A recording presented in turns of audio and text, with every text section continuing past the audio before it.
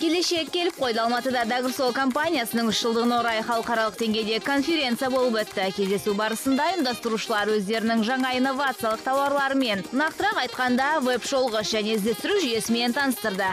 Мы создали инновационный продукт. Біз блокчейндегі жаңа буынның инновациялық жобасын жасадық. Google, Яндекс сияқты іздестіргіштерге қарағанда жақсы немесе жаман деп айтпаймын, себебі біздің өнім олардан өзгерек. Біздің веб-шолғыштың артықшылығы ол ақша төлейді. Барлық іздестіргіш құралдары жарнамамен қаражат табады. Біз де бұл жүйені қолдандық. Біз табыстың 90%-ын тұтынушыларға бөліп береміз. Көп ақша болмауы мүмкін, бірақ осы ақша арқылы ғаламтор ақысын өтеуге болады. Жоба бойынша жоспар өте көп. Осы күнге дейін веб-шолғышты криптовалютаны енгіздік. Мобильді нұсқасын іске қосып жатырмыз. Тұтынушысы көп болады деп ойлаймын. Барлығы жастар, болашағы жарқын жоба екеніне толық сенемін. Сондай-ақ тұсаукесерде Тұран университетінің профессоры Мұхаммед Балтабаев та болды. Ол өз әсері елімізде жаңа өнімді қалай қолданысқа енгізуді жоспарлап отырғандығы жайлы пікірімен бөлісті.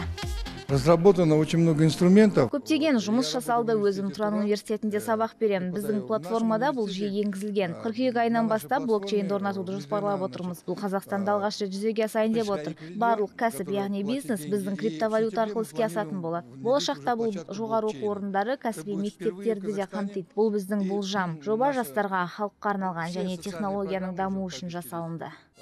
Бұл тауардың болашағына біз де сеніммен қараймыз. Әсіресе ыңғайлылығы жанға жағады. Дагырсол компаниясында кез келген буын тұтынушыларының өмірін жеңілдетіп, сапа сыйлайтын қаржылық, ақпараттық, өндірістік, энергетикалық ағындардың барлығы қамтылған.